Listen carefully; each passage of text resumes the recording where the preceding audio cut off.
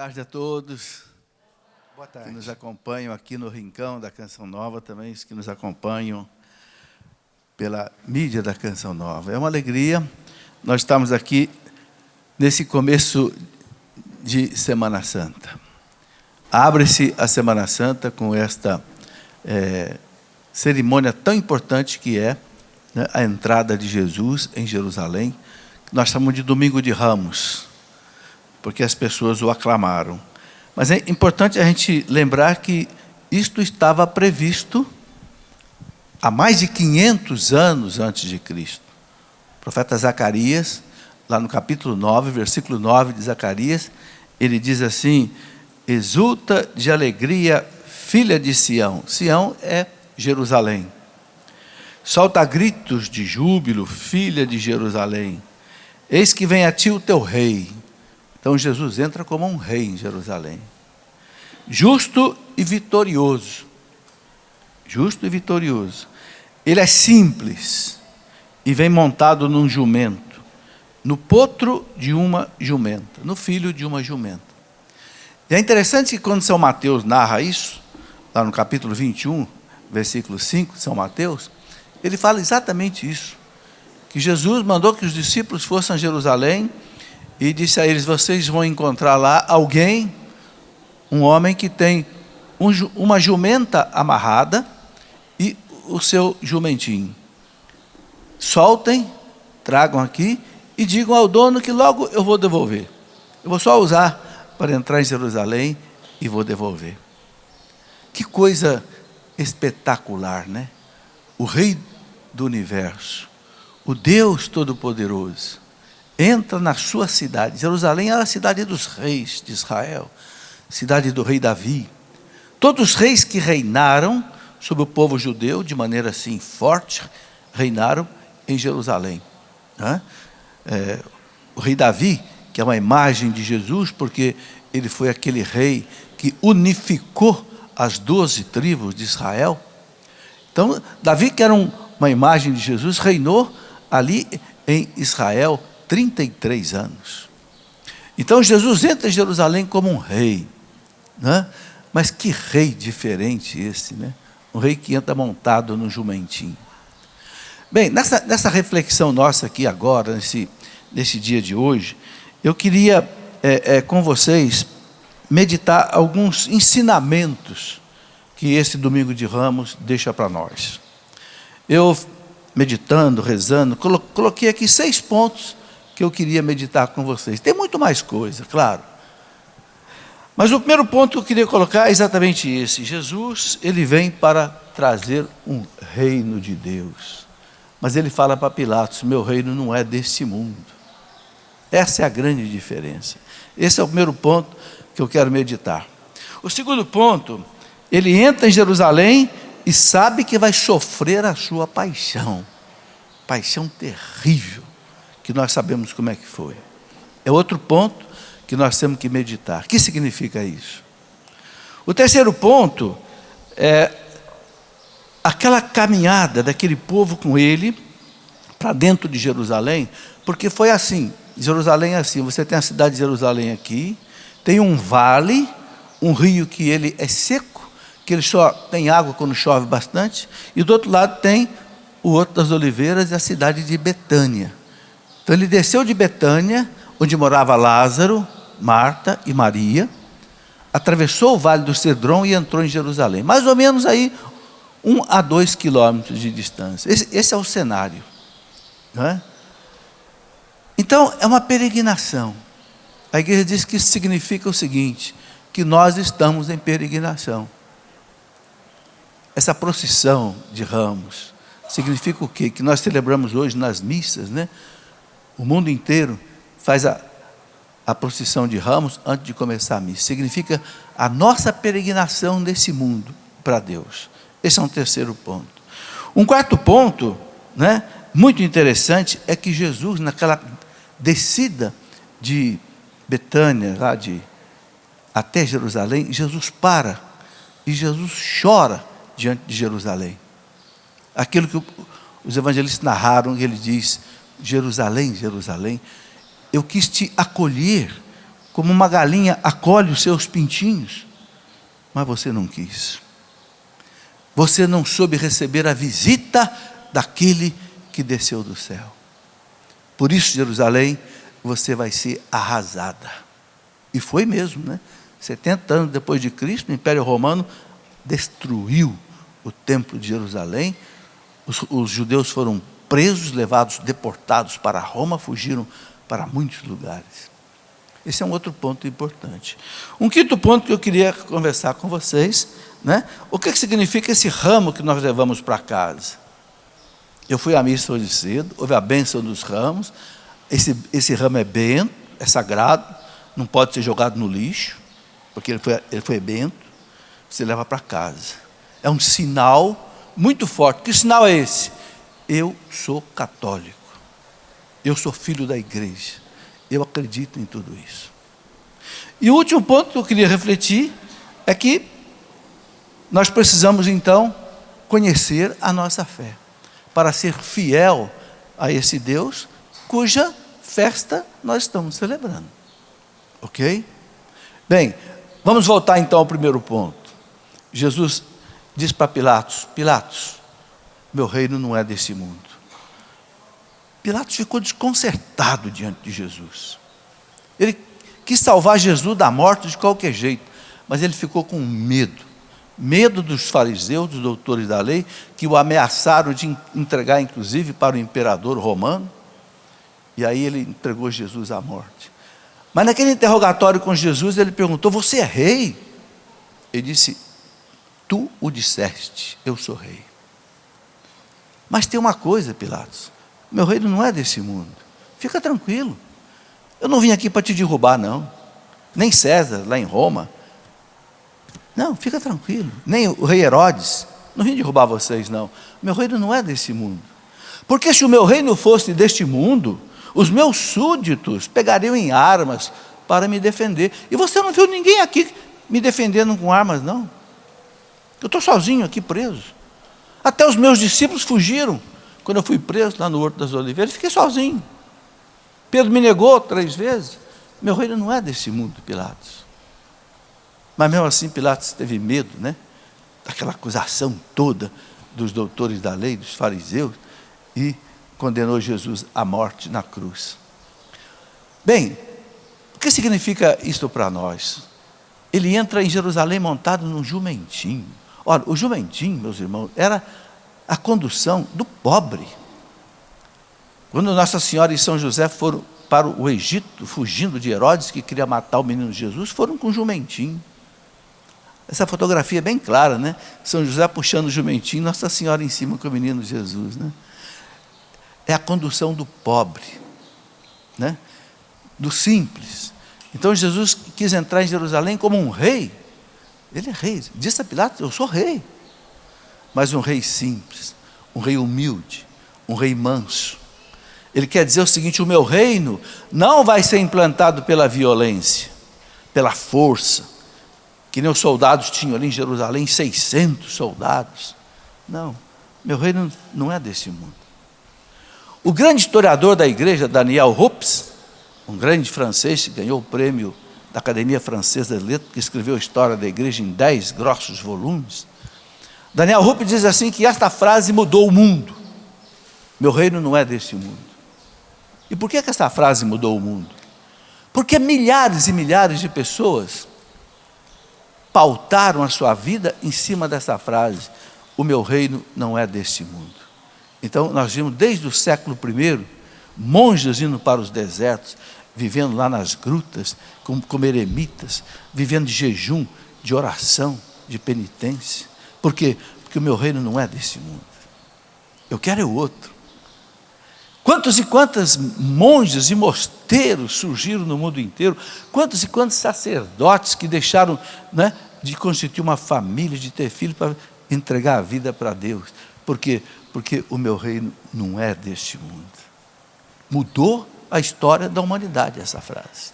Diz um dos maiores historiadores da igreja, Daniel Hupes. E mudou mesmo. Então Jesus é aquele rei manso, humilde. Ele diz: aprendei de mim, que sou manso e humilde de coração, e vocês vão ter descanso para as suas almas.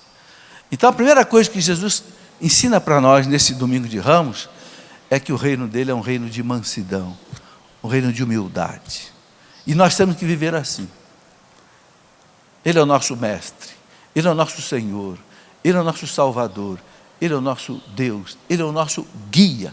Então nós temos que ser humildes e temos que ser mansos como Ele. Quando Ele proclamou as bem-aventuradas do reino de Deus, o Sermão da Montanha, os teólogos dizem que é a constituição do reino de Deus. Cada país tem a sua constituição, né? É a lei maior, a carta magna. O reino de Deus tem a sua constituição. É o que está ali no Evangelho de São Mateus, capítulo 5, 6 e 7. Os teólogos chamam de a constituição do reino de Deus. E como é que começa Jesus? Começa com as 8 bem-aventuranças, no capítulo 5 de São Mateus. Depois continua até o capítulo 7, ele explicando as coisas. Mas ele começa dizendo o quê? Bem-aventurados os pobres de espírito, porque deles é o reino dos céus. Pobre de espírito, do hebraico, é uma palavra que quer dizer anavim. Anavim, do hebraico, quer dizer, é aquele que se curva, aquele que é simples, aquele que é humilde, aquele que sabe que Deus é tudo e ele não é nada, então ele se curva diante de Deus, ele se ajoelha para adorar a Deus. Meu reino não é desse mundo. Então, bem-aventurados os pobres de espírito, os humildes. A palavra pobre de espírito quer dizer humilde. É aquele que sabe que Deus é tudo e ele não é nada. Sabe que ele só pode as coisas por Deus, não pode nada sozinho. Nós somos tirados do nada. São Tomás de Aquino diz assim: quanto mais o homem se afasta de Deus, mais ele se aproxima do seu nada. Tem uma história muito bonita que eu li esses dias, é uma parábola do jumentinho. Diz que aquele jumentinho que carregou Jesus, é uma parábola. Aquele jumentinho que carregou Jesus, ele chegou para a mãe dele, depois todo eufórico, disse: mãe, eu entrei em Jerusalém, a senhora precisava ver, mãe, botaram palmas no chão para eu passar por cima, e me aplaudiram, mãe, e a senhora precisa de ver que coisa maravilhosa que fizeram para mim, mãe, eu não sabia que eu era tão importante assim. Aí a mãe falou: tá bem, meu filho, vamos fazer o seguinte, deixa passar uns 2 dias, você volta lá em Jerusalém, e faz o mesmo caminho de novo. Depois você conta para mim o que vai acontecer. E o jumentinho voltou lá, passou lá, jogaram pedra nele, e xingaram o jumentinho, quiseram bater nele. O coitado do jumentinho voltou para casa triste, falou: mãe, não sei o que aconteceu, agora as pessoas só judiaram de mim. Ele falou: agora você vai entender por que aplaudiram. Não foi você, aplaudiram o homem que estava em cima de você. Não foi por causa de você, aqueles tapetes as palmas do chão, os hosanas, né? Não foi por causa de você que o povo cantava hosana, salva-nos, viva. Não. É uma lição para nós. Nós não somos nada sem Jesus. Sem Jesus nós somos como esse jumentinho. Entenderam? Às vezes a pessoa faz alguma coisa, faz uma palestra, fica importante, escreve um livro, as pessoas começam a elogiar. É ele que deve ser aplaudido. Tudo é por causa dele. Nós somos um jumentinho dele. Entenderam? Bem-aventurados os pobres de espírito, não é? Porque deles é o reino dos céus. Santa Catarina de Sena, doutora da igreja, diz assim: não seja um ladrão da glória de Deus. O que é ser ladrão da glória de Deus? O único que merece glória é Deus. O Salmo 113 diz assim: não a nós, Senhor, não a nós, só a vós, toda a glória, todo louvor. Ok? Então tudo que a gente faz de bom é graça de Deus. Tudo que nós temos de bom é graça de Deus. Então, que ninguém seja orgulhoso, que ninguém seja vaidoso, que ninguém pense que é alguma coisa. Não é nada, nós somos nada. Nós somos um jumentinho. Entre aspas, né? Mas que quando carrega Jesus, nós ficamos importantes. Não por causa de nós, porque nós estamos carregando. Então tem que carregar Jesus. Tem que carregar Jesus. Aí vai ser importante. Então, eu penso que esse é o primeiro ensinamento que a gente tira aí, né, de Jesus entrando em Jerusalém. Né? E é interessante, né, que quando Jesus entrou em Jerusalém, aquele povo esperava uma libertação política. Os judeus esperavam uma libertação social, terrena. Eles queriam ficar livres do Império Romano. Sabe, gente, porque o povo judeu sempre foi um povo que foi dependente de algum outro povo. Os egípcios dominaram Israel, os persas dominaram Israel, os romanos dominaram Israel, e na época de Jesus eles estavam sob o domínio dos romanos, pagando impostos para Roma. Era uma situação para eles tremendamente assim, humilhante. Então tudo que eles esperavam, que um libertador que viesse nos libertar de Roma, e nós pudéssemos voltar ao tempo do rei Davi, o tempo do rei Salomão, aquela soberania do povo judeu. Tanto assim que quando Jesus estava para subir ao céu, né?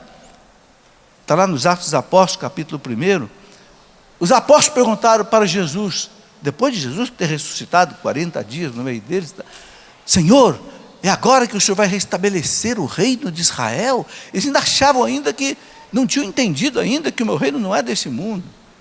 Eles ainda esperavam um reino deste mundo, um reino terreno, político. O que Jesus disse para eles? Não é nada disso. Vocês vão voltar lá para Jerusalém. Isso foi em Betânia. Vocês vão voltar lá para Jerusalém. E vocês vão ficar lá rezando no cenáculo, até serem revestidos com o poder do alto, com o Espírito Santo, que veio 8 dias depois, 10 dias depois, não é? Então vocês vão ser minhas testemunhas aqui em Jerusalém, na Samaria, até os confins do mundo. Mas os discípulos só entenderam que o reino de Jesus não era desse mundo quando veio Pentecostes. Aí a cabeça deles abriram. Então mesmo aquele povo que aclamava Jesus, Hosana, o que quer dizer a palavra Hosana no hebraico? Hosana quer dizer salva-nos.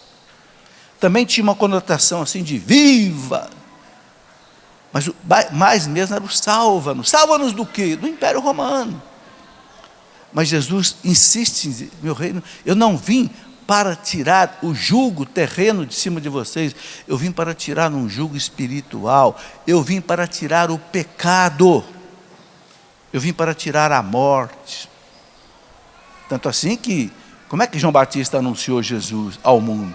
Eis o Cordeiro de Deus que tira o pecado do mundo. Jesus veio para tirar o pecado do mundo. E pagou. A cruz não está ali agora. Pagou com a cruz. Com sangue. Por quê? Porque ele tinha que pagar a justiça divina. A ofensa infinita que o pecado de todos nós faz contra a majestade infinita de Deus. Como nenhum homem podia pagar esse resgate, essa recuperação, né? A justiça divina, então ele se fez homem e veio pagar essa conta. Mas para quê? Para tirar o pecado do mundo. Vocês já notaram que Jesus não curou todas as pessoas do tempo dele? Ele foi embora e continuou muita gente doente. Ele não matou a fome de todo mundo, não, ele fez multiplicação dos pães 2 vezes só. Ou seja, ele não veio tirar as consequências do pecado, ele veio tirar a raiz do mal. Entende? O pecado. Porque o pecado é a grande desgraça da humanidade.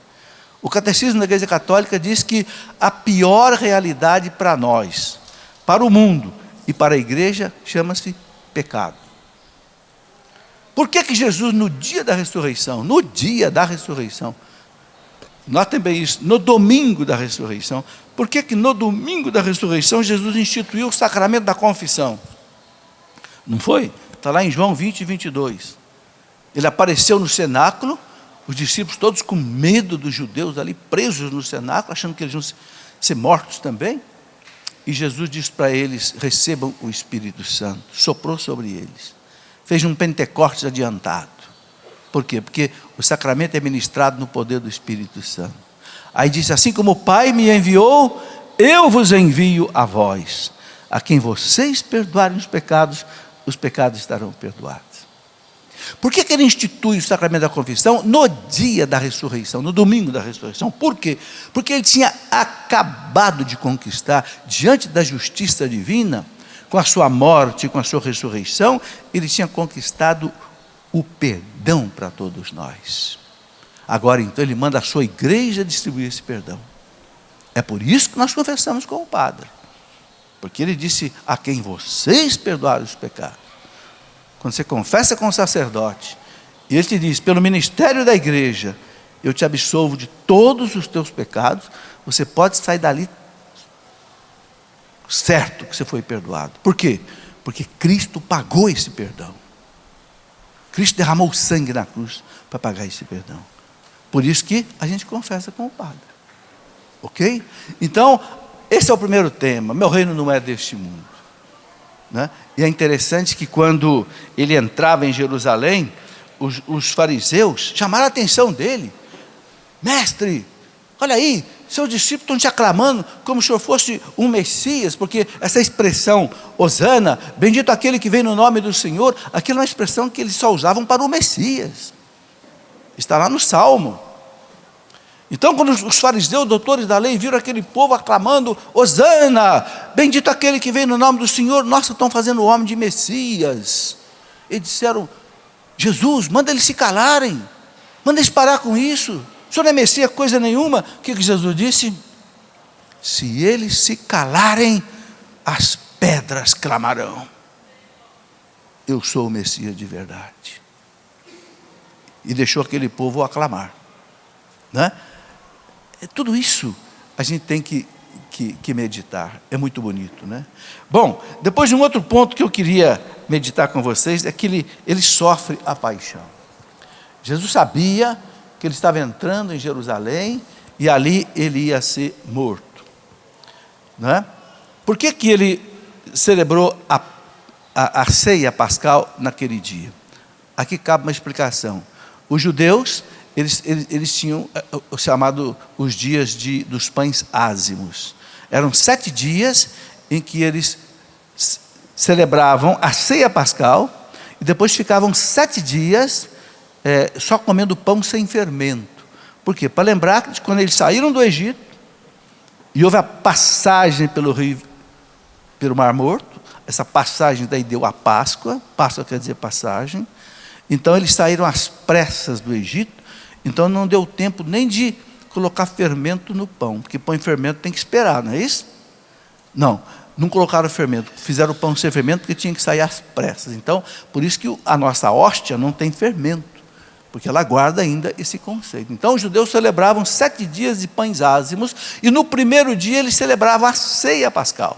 Então foi o que Jesus celebrou para nós na quinta-feira santa, e depois ele morreu na sexta-feira santa, né? Nesse período pascal.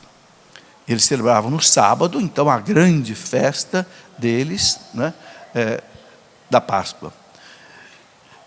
E Jesus entrou ali sabendo que ele ia sofrer a sua paixão, né? Ele sabia, ele não tinha dúvida nenhuma disso. E por que ele foi ovacionado por aquele povo? Porque vocês se lembram que na véspera ele tinha feito talvez o maior milagre que ele quis deixar para mostrar a divindade dele. Ele ressuscitou Lázaro. Lázaro era seu amigo. E aqui cabe uma reflexão. Jesus era amicíssimo de Lázaro, Marta e Betânia, que moravam em Betânia, não é? E que era 2 quilômetros de Jerusalém. Muito bem. Ele estava longe, o Lázaro ficou doente, de morte, e as irmãs mandaram avisá-lo: teu amigo está doente, venha. E ele não veio, ele ficou, deixou Lázaro morrer.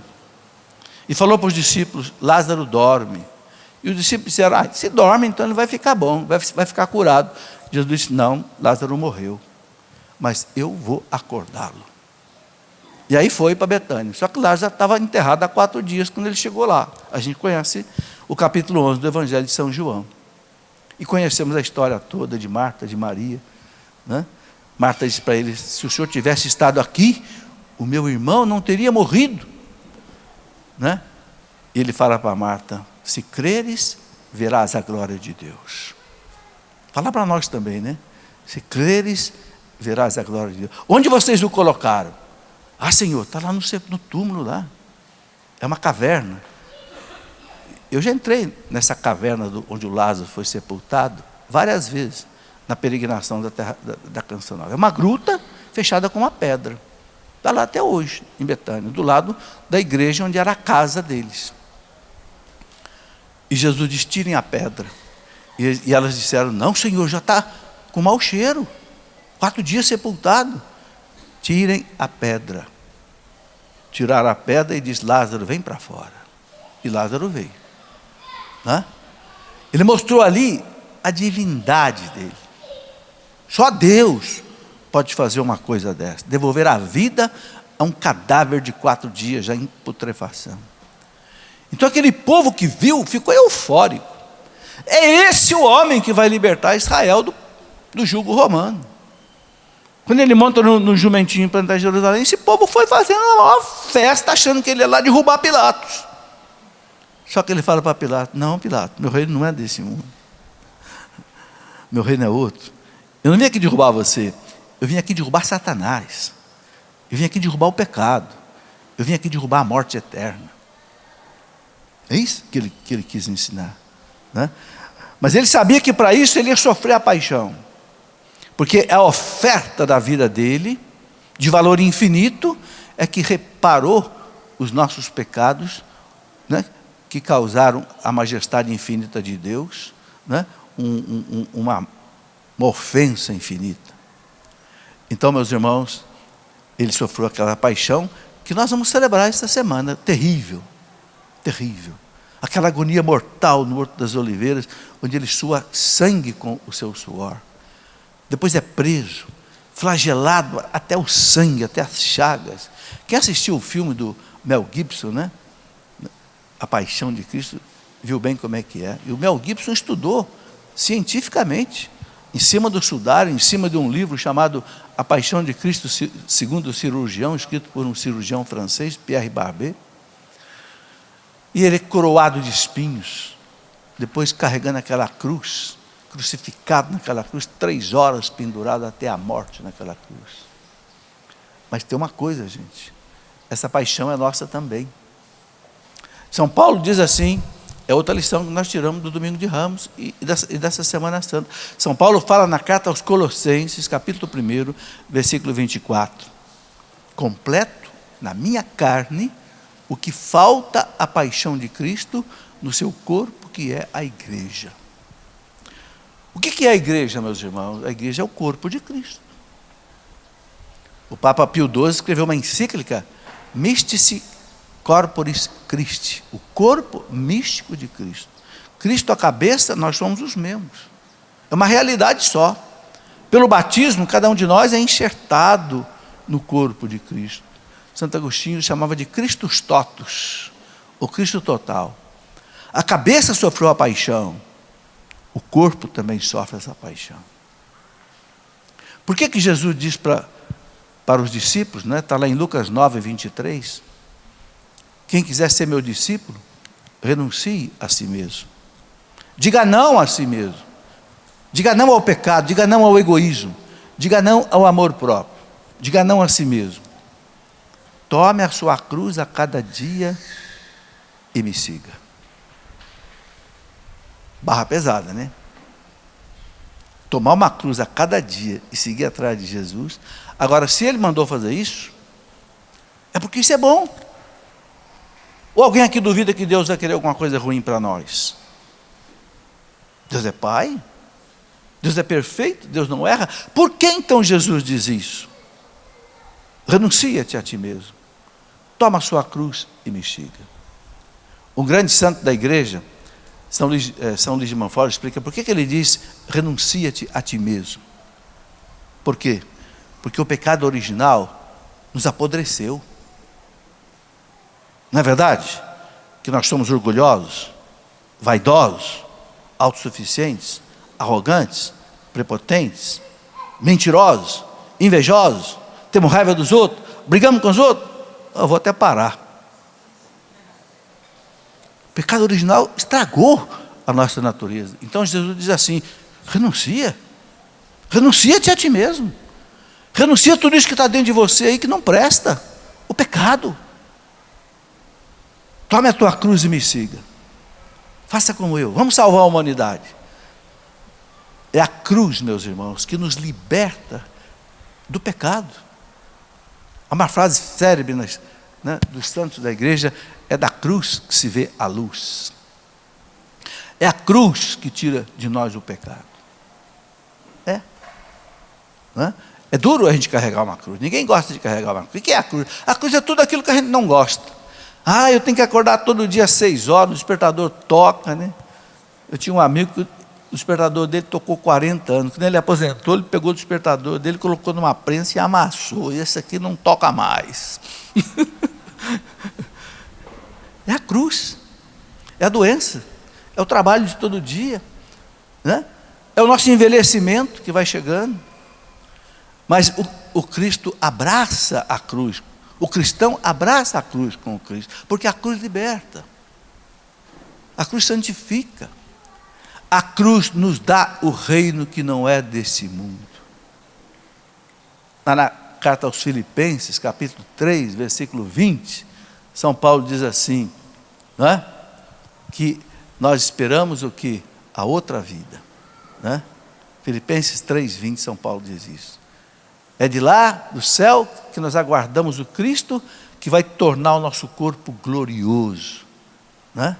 Porque ele diz, nós somos cidadãos do céu. Nós somos cidadãos do céu. É de lá que nós esperamos o Senhor glorioso que vai nos transformar. Então, o segundo ponto, a segunda lição desse domingo de Ramos é isso. O Senhor passou pela paixão. Nós vamos passar também. A igreja vai passar pela sua paixão. E eu gosto de dizer as coisas bem claras. O Catecismo da Igreja Católica, no parágrafo 675, diz assim: antes do Cristo voltar, antes da igreja ir para a glória, que a igreja só vai atingir a sua glória quando o Cristo voltar, na parousia. Mas o Catecismo diz que antes do Cristo voltar, a igreja vai passar pela pior provação que ela já passou. E diz que muitos vão apostatar da fé, muitos vão negar a fé, né? Já tem muita gente hoje negando a fé, né? Quanta gente abandonando a igreja católica, quanta gente aí iludindo com seitas, com outras igrejas que não foram fundadas por Jesus. Já é a aprovação. A gente não sabe até onde essa aprovação vai, mas o Catecismo fala claro, parágrafo 675. A glória da igreja não vai ser atingida no mundo, assim como a glória de um time de futebol que é campeão. Não. A glória da igreja só vai acontecer quando Cristo voltar.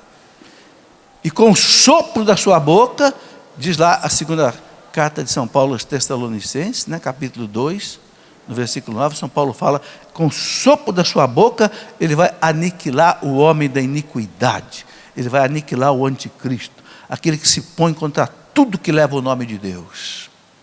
Então a igreja vai descer do céu triunfante. Sabe, meus irmãos, a ressurreição de Cristo ainda não se completou. A ressurreição de Cristo já aconteceu, mas a ressurreição de Cristo só vai acontecer quando todos nós ressuscitarmos. Por quê? Porque nós somos membros de Cristo. A cabeça ressuscitou, os membros também precisam ressuscitar. A paixão do Cristo já aconteceu, mas ainda não está completa. A cabeça sofreu a paixão, mas os membros também sofrem a paixão. Mas não pense que isso aí é desespero, é tristeza. Não é não. Santa Teresa d'Ávila dizia assim: Jesus só permite aos seus amigos carregar a cruz com ele. Então, quando você carrega a cruz com Cristo, sinta-se amigo de Jesus. Por que ele deixou o seu amigo Lázaro morrer? E ele chorou diante do túmulo de Lázaro. Por que ele chorou diante do túmulo de Lázaro? Porque ele deixou o seu amigo morrer.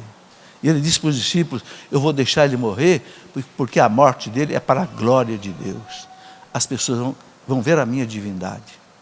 E se nós somos amigos de Jesus, de vez em quando também Jesus a gente deixa sofrer por ele, para que ele manifeste a sua glória aos outros. Então nós temos que sofrer com galhardia, nós temos que sofrer com fé. Eu escrevi um livro, Sofrendo na Fé. O cristão sofre com alegria, não essa alegria do mundo, Porque é diferente, o prazer é a alegria. O prazer é a satisfação do corpo, a alegria é a satisfação da alma. O cristão sofre em paz, porque ele tem Deus que o sustenta. Ele sabe que o seu sofrimento não é jogado fora. Ele sabe que o seu sofrimento é salvífico, é salvador para ele e para os outros. Então, é outra lição que a gente aprende aí, desse domingo de Roma. Um terceiro ponto que eu queria abordar, né, é que, de certa forma, eu já falei, esta caminhada da procissão de Ramos significa o quê? Nós estamos em peregrinação para a eternidade. Ninguém fica aqui para semente. Deus não nos fez para este mundo. Nós temos que nos convencer disso. Deus não fez você para esse mundo. Se Deus tivesse feito a gente para esse mundo, a gente não ficava velho, não ficava doente, não tinha que almoçar e jantar todo dia, tomar banho todo dia, botar desodorante para não feder. Por que tudo isso? Por que a nossa vida é precária? Tudo em nós é precário. Você já reparou? Você compra um sapato, daqui a pouco tem que comprar outro, porque já ficou velho. Você compra um carro, daqui a pouco já tem que trocar, porque o carro já está quebrando tudo. Tudo é precário. Por que Deus fez assim? Tudo precário. Para a gente não se acostumar com essa vida aqui. Aqui nós estamos de passagem, uma peregrinação. Você sabe o que quer dizer a palavra paróquia? Por que nós todos estamos numa paróquia? A palavra paróquia vem lá do grego, quer dizer exílio. Você sabe o que é exílio, né? Exílio é quando você vai para outra terra, você é exilado, banido da sua terra. Nós não estamos na nossa terra, a nossa terra é o céu, aqui nós estamos exilados. Então, essa caminhada, né, antes da missa, com Jesus, quer dizer que nós estamos caminhando com Jesus nessa vida para a eternidade. E nós não podemos brincar com isso, gente. Nós não podemos brincar com isso, porque todos nós vamos morrer. Eu sei que o pessoal não gosta que fale da morte, mas a gente pode fugir dessa realidade. É a única coisa que todos nós aqui temos certeza que vai acontecer conosco, certo? Eu não sei se você vai ficar doente ou não, não sei se o seu time vai ser campeão ou não, eu não sei se você vai acertar na loteria ou não, mas uma coisa eu tenho certeza, você vai morrer. E eu também. Então nós não podemos brincar com isso. Nós temos que preparar, nós temos que viver bem aqui. Temos que viver de acordo com os mandamentos da lei de Deus. Eu não posso deixar de me confessar sempre. Eu me confesso uma vez por mês, porque eu não sei que dia que eu vou morrer. Eu vou contar uma coisa, um testemunho que eu escutei um bispo contar. Uma vez eu fui lá na Bahia, em Jequié da Bahia. Eu escutei um bispo, que hoje é bispo emérito, eu não sei nem se ele está vivo ainda, eu não me lembro o nome dele agora. Ele contou uma coisa muito interessante. Ele disse que quando ele era padre, ele foi numa capela longe, e ele estava celebrando a missa, e em cima da igreja tinha um alto-falante, e o povo na praça escutava a homilia dele, e ele estava falando da confissão, e, nós temos que confessar, não deixe para depois, porque pode não dar tempo, e você morrer sem se confessar. A confissão apaga todos os seus pecados. Quando você estiver diante de Deus, os pecados que você confessou não vão aparecer mais. Ele contando tudo isso, contando, acabou a missa e tal, ele foi dormir na casa de um casal. E o casal não foi à missa, porque o casal era amaziado, vivia junto, mas não era casado. E o casal chegou, e o senhor da casa escutou, porque a casa era do lado da igreja. O senhor da casa escutou toda a homilia pelo alto-falante. E quando o bispo foi dormir na casa dele, ele falou para o senhor bispo, era 10 horas da noite, senhor bispo, eu escutei toda a sua homilia aí. O senhor disse que a gente não pode deixar para depois. Eu quero confessar hoje. E eu quero que o senhor me case hoje com a minha mulher. O bispo, peraí, vamos deixar isso para amanhã. Fazer casamento, já são quase 10 horas da noite, ainda confessar a vocês. Falou, o senhor não disse lá que não pode deixar para depois? Não pode deixar para depois. O bispo ficou sem jeito. Então tá bom, vou confessar os dois e vou casar os dois. Casou os dois e foi dormir. Gente, isso eu escutei. Esses ouvidos aqui ouviram. Eles foram dormir. 3, 4 horas da manhã, o bispo disse que acordou com gente empurrando, fazendo barulho no meio da casa, barulho, empurrando o móvel, que ele abriu a porta do quarto. O que aconteceu aí? Senhor bispo, o dono da casa morreu. O dono da casa morreu. Ele pensou, meu Deus, se eu deixasse para confessar esse homem amanhã, e casar ele com a mulher amanhã, ou morreu na madrugada. Ele disse, não deixe para depois. Porque a gente não sabe que dia que a gente vai morrer. Meu pai dizia assim, o que você precisa para fechar uma porta? Uma coisa só, que ela esteja aberta. O que você precisa para morrer? Uma coisa só, que você esteja vivo. Eu tinha um tio, que era meio doente mental. Quando morria alguém que não estava ainda na hora de morrer, morria alguém moço assim, e chegava em casa e dizia assim, olha, cuidado, gente que nunca morreu está morrendo, viu? Gente que nunca morreu, quer dizer, ele queria dizer, gente que não está na hora de morrer, está morrendo. Gente, morre criança, morre jovem, morre velho, morre. Entenderam? Então, a gente não pode brincar com isso. Nós estamos em peregrinação para outra vida. Nós temos que chegar diante de Deus com o coração limpo. E o Papa João Paulo II disse que a confissão é um juízo particular adiantado. Ou seja, tudo que na confissão ficou perdoado, uma confissão bem feita, você não esconde nada do Padre, você fica livre dos seus pecados. Que coisa maravilhosa. Custou o sangue de Cristo. Bom, um outro ponto que eu queria colocar é que Jesus chora diante de Jerusalém. Olha, gente, esse choro de Jesus diante de Jerusalém é algo que a gente tem que pensar nele. Por que Jesus chorou? Né?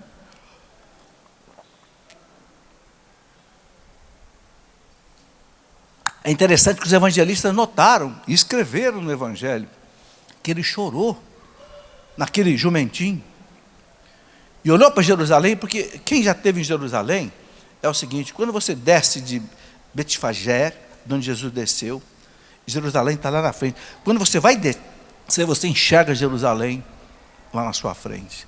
Então ele viu Jerusalém e ele chorou. Ele disse, Jerusalém, Jerusalém, você que mata os profetas, você não soube reconhecer o Deus que veio te visitar, Jerusalém. Eu quis te acolher como uma galinha que acolhe os pintinhos, mas você não quis. Você vai me matar, Jerusalém. E ele chorou. Só que tem uma coisa, meus irmãos, Jesus continua chorando. Jesus chorou e Jesus continua chorando. Por quê? Ele chorou porque Jerusalém não se arrependia. E Jesus hoje continua chorando porque muita gente não se arrepende. Não é verdade?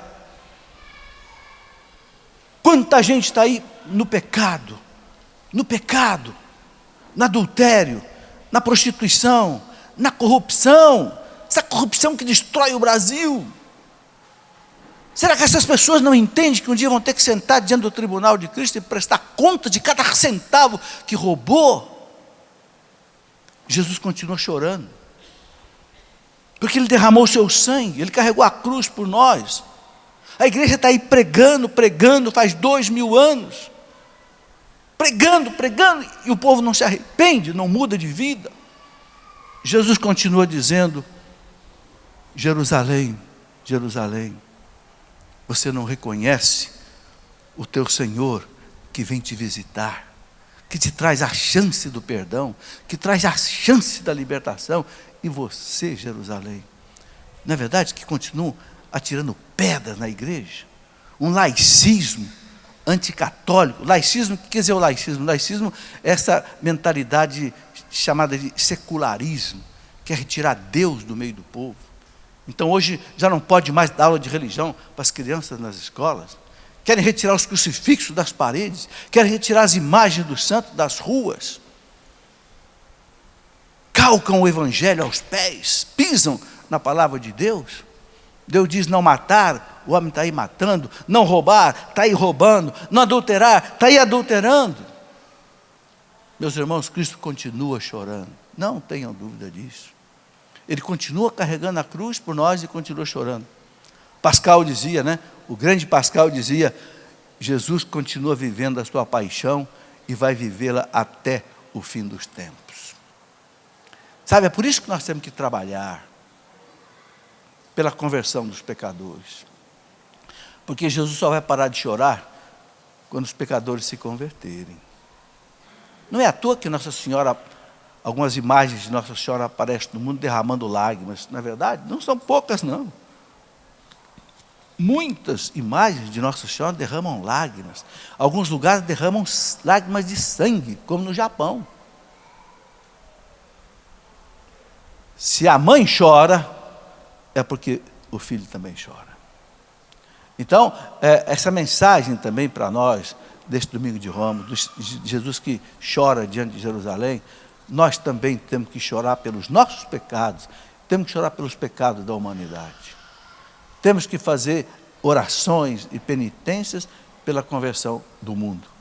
Porque nós somos cristãos, nós somos membros de Cristo, nós estamos na mesma luta com Ele, o reino de Deus é dele e é nosso. Okay? Ele conta conosco. Né? Acho bonito quando termina o cursilho da cristandade, o cursilho. Eu fiz cursilho há muitos anos atrás. Né? O coordenador entrega um crucifixo para a gente, diz assim: Cristo conta com você. E a pessoa responde: e eu conto com a sua graça. Né? Os crucilistas usam o crucifixo aí. É isso, mas não é só para eles, não. É para todos nós. Cristo conta com você. Né? E você conta com a sua graça.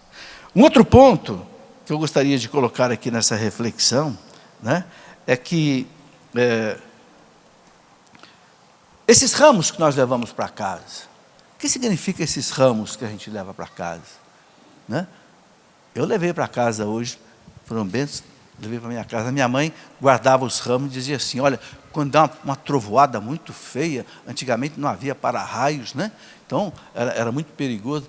Minha mãe dizia: pega um pedacinho de ramo bento desse, queima e oferece a Deus, que você vai ver como a coisa passa. Porque é um ramo bento, não é superstição isso não, isso aí é fé.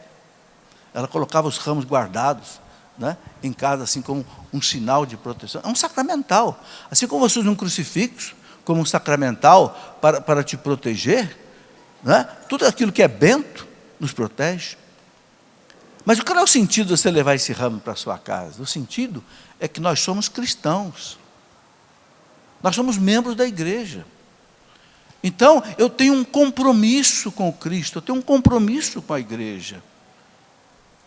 Só vai levar o ramo para casa quem é cristão, que acredita naquilo ali, na missa que assistiu, na bênção que recebeu. Pessoas de outra religião não vão levar o ramo para casa. Então, se nós levamos esse ramo para casa, significa o quê? Eu tenho um compromisso com Jesus. Eu tenho um compromisso com a igreja.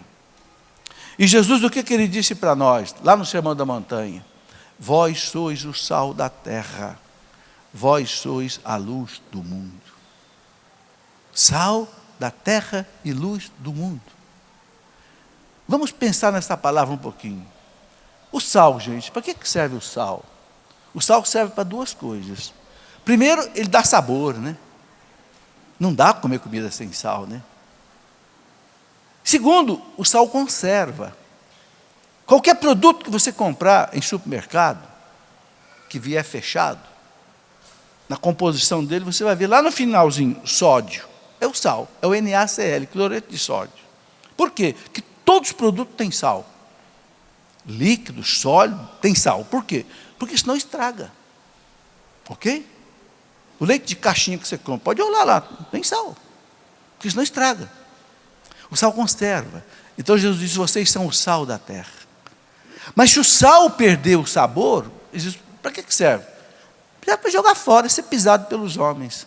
Porque antigamente era assim, as pessoas, o que não prestava, jogavam pela janela. Né?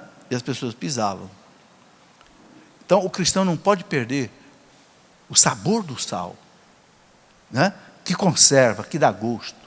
O que é isso? É a doutrina de Cristo, é a fé da igreja, os sacramentos, a oração, a vida interior, sabe? A alegria de ser cristão é o sal da terra, que contagia as outras pessoas. Ele fala: vós sois a luz do mundo, né? E Jesus diz: a luz não é para ser colocada embaixo da mesa. Olha quando é que a luz é colocada. A luz é colocada no alto para iluminar. Então Jesus disse: vocês são a luz do mundo. Sabe, a gente tem uma carta da igreja do primeiro século, lá por volta do ano 100, ou ao 100, 150, um cristão escreveu para um outro cristão, parece que foi São Justino, que foi mártir no ano 165, escreveu para um amigo chamado Diogneto. Essa carta ficou famosa, Carta a Diogneto, onde possivelmente São Justino, ele escreve para o amigo dizendo assim: o que a alma é para o corpo, os cristãos são para o mundo. Presta atenção nessa frase. O que a alma é para o corpo, os cristãos são para o mundo. O que a alma é para o corpo? A vida. O que é a morte? A morte é quando a alma se separa do corpo. A alma volta para Deus e o corpo apodrece na terra. Um corpo sem alma é um cadáver. Tem que enterrar logo, porque já tem decomposição. Por quê? Porque a alma não está ali. Então o corpo sem a alma apodrece. Então ele diz: o que a alma é para o corpo, os cristãos são para o mundo. Ou seja, o mundo sem os cristãos apodrece. Estão entendendo? Por que Jesus nos lança ao mundo? Lá no capítulo 17 de São João, depois da Santa Ceia, Jesus disse naquela oração sacerdotal dele, ele diz ao Pai: Pai, não peço que os tire do mundo, peço que os livre do mal, mas não tire do mundo. Por quê? Porque se o cristão sair do mundo, o mundo apodrece. E vocês acham que o mundo está podre? O mundo está podre. Tem muita coisa podre no mundo, não tem? É guerra, é violência, né? É estupro, é corrupção, não tem? Assassinato de toda ordem. O que está faltando então? A alma do mundo, que é o cristão. O que a alma é para o corpo, os cristãos são para o mundo. Está faltando o cristão agir no mundo, para ser sal do mundo e ser luz do mundo. Ok? Então, gente, essa é uma outra lição que o Domingo de Ramos nos dá. Esse raminho que eu levo para casa, ele tem um significado muito grande. Eu sou cristão. E o que quer dizer ser cristão? Não tem cristinho, Cristo e cristão, não é isso não. Cristão não é aumentativo de Cristo, não é superlativo de Cristo. Cristão é ser imitador de Cristo. O grande, né, São Leão Magno dizia assim: de que vale você carregar a cruz no peito, se você não imita Jesus Cristo? Uma vez eu li atrás de um caminhão na estrada. O difícil não é carregar a cruz no peito, o difícil é ter peito para carregar a cruz. Caminhoneiro tem as suas filosofias também, né? Difícil não é carregar a cruz no peito. É fácil pendurar uma cruz aqui, é fácil pendurar a cruz aqui, né? Agora, e para ter peito para carregar a cruz? E para ter peito para defender Jesus? E para ter peito para você defender a fé católica? Quando todo mundo começa a te criticar porque você diz que a igreja não aceita aborto, porque a igreja não aceita casamento de pessoas do mesmo sexo, porque a igreja não aceita inseminação artificial, porque a igreja não aceita eutanásia. Aí, nossa, será que eu vou ter coragem de falar isso? Será que as pessoas não vão ficar me criticando, zombando de mim? Cadê o peito para carregar a cruz? Aí fica naquela religião light, aceita qualquer coisa, faz de conta que está tudo certo, deixa para lá, deixa para lá. Não, meus irmãos, não pode ser assim não. Jesus disse uma coisa muito pesada: aquele que tiver vergonha de mim, diante dos homens, eu vou ter vergonha dele diante do meu Pai e dos seus anjos. Gente, não pode não. Por que os mártires morriam mártires? Para não negar Jesus Cristo. A prova era essa: queima incenso aos deuses, faça libação aos deuses. Os cristãos diziam: não, vai morrer, morro. Vai ser jogado aos leões, amém. E sofria os maiores tormentos. Para quê? Para não negar Jesus Cristo. Mas hoje nós temos medo. Eu vejo muita gente aí, quando fala em defender a doutrina católica, dá um jeitinho de sair de lado, desconversa, né? Não fala, muda de assunto, não toca nisso não, deixa para lá. Cadê esse raminho que você leva para casa? O que significa esse ramo? Não é fidelidade à igreja, fidelidade a Jesus Cristo? Gente, não existe meio cristão. Ou é cristão ou não é cristão. Não tem aquele negócio, eu sou cristão, mas... Aí vem o mais. Mas eu não aceito isso. Mas eu não aceito aquilo. Então você não é cristão. Porque o cristão aceita 100% o que a igreja ensina. Porque a igreja, ela recebeu do Cristo o carisma da infalibilidade, de não errar em termos de doutrina. Os filhos da igreja podem errar, uma opção de coisa. Mas a igreja, como instituição, o magistério da igreja, quando ela ensina para nós a doutrina, a fé e a moral, a igreja não pode errar. Vocês nunca viram na história da igreja um papa cancelar o ensinamento de um papa anterior. Porque a igreja, ela tem um credo que tem 2000 anos. E um credo que nunca ninguém mudou uma frase dele. Por quê? Porque é a expressão da verdade. O Papa Bento XVI falou tanto numa expressão que ele chamou de ditadura do relativismo. O que é o relativismo? Não existe a verdade. Cada um faz a sua verdade. É uma desgraça isso. É um paradoxo isso. Porque se, por exemplo, na universidade, nas pesquisas, o que você procura? Você procura a verdade. Eu fiz 2 teses na minha vida, uma tese de mestrado e uma tese de doutorado em física. E eu fiquei 4 horas diante de uma banca examinadora para saber se meu trabalho não tinha erro, se não tinha mentira, se era verdade o que eu estava colocando ali. Então, na universidade, o importante é a verdade física, a verdade química, a verdade, né, no direito, a verdade... mas na religião não. Na religião não tem verdade, cada um faz a sua. É próprio do demônio, que é o pai da mentira. Não é à toa que Jesus disse, ele é o pai da mentira.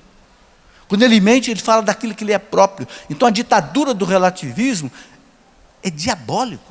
O Papa Bento XVI colocou isso com clareza. Não existe verdade. Para você, se aborto é bom, aborto é verdade. Para você se roubar outra... Sabe, eu me lembro quando eu era jovem, houve lá aquela revolução dos hippies na França, lá por volta de 60 e pouco. Eles escreviam nas paredes de Paris, é proibido proibir. Eu pensei, eu queria estar lá. Eu queria estar lá. Por quê? Porque eu ia chegar num cara, eu ia enfiar a mão na carteira dele, tomar a carteira dele e ficar quietinho. Vou levar sua carteira, seu dinheiro, você não vai falar. Você está dizendo que é proibido proibir? Então você não pode proibir eu roubar você. E se você reclamar, eu vou dar um tapinha no seu ouvido e você vai ficar quietinho, porque você falou que é proibido proibir. Vocês estão vendo que loucura que é? O tal do ditadura do relativismo. Agora, por que o Papa Bento usou essa palavra ditadura? Porque é algo imposto. Mas imposto como? Eu vou explicar. Você tem 2 tipos de ditadura. Uma ditadura é aquela ditadura das armas, né, do comunismo, né, do seu Fidel Castro, né, do seu Evo Morales, desse da Venezuela aí. A ditadura das armas, né? Rouba a liberdade do povo, pela força das armas. Mas essa ditadura não dura muito não, um dia ela cai. Caiu a ditadura nazista, caiu a ditadura comunista, caiu a ditadura fascista, vai cair a ditadura de Cuba, vai cair a ditadura das armas. Agora tem uma ditadura pior que essa. É a ditadura da cultura, a ditadura da mentalidade. E sabe como é que essa ditadura age? Ela age pela mídia. A mídia vai colocando uma coisa, vai colocando, daqui a pouco fica todo mundo com vergonha de fazer o contrário. Mesmo que seja algo contra a sua fé. Não posso falar. Porque a mídia vai colocando que aquilo ali é a moda, é a verdade, é o politicamente correto. Aí todo mundo fica com vergonha de falar o contrário. Né? Não, tem que aceitar o aborto, porque está todo mundo falando que tem que aceitar, e o católico começa a ficar quieto, não fala mais contra o aborto. É uma ditadura. Porque vai embotando a sua cabeça, vai colocando medo de você ser contra a mentira. Por isso que o Bento XVI diz que é uma ditadura, não é a ditadura das armas, é uma ditadura de ideologia, ditadura de cultura, ditadura de mentalidade. Vocês entenderam? Meus irmãos, a cultura é um negócio muito forte. Basta ver uma moda, lança uma moda, daqui a pouco está o mundo inteiro usando essa moda. Ninguém pergunta mais se a moda é boa ou se não é boa. Não, todo mundo usa, tem que usar porque está todo mundo usando. As artistas estão usando, a revista está publicando e todo mundo usa aquela moda. Repare se não é isso na roupa, no sapato, não sei, batom que você usa e outras. É uma ditadura. E essa ditadura está sendo feita também com relativismo. Você tem que ser relativista.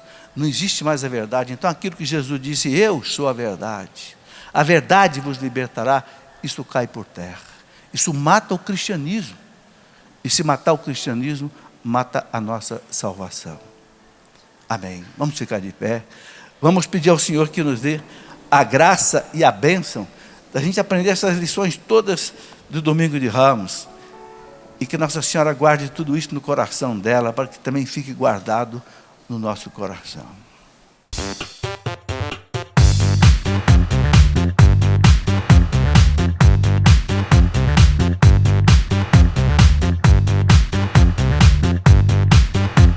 CançãoNovaPlay.com. Assine já!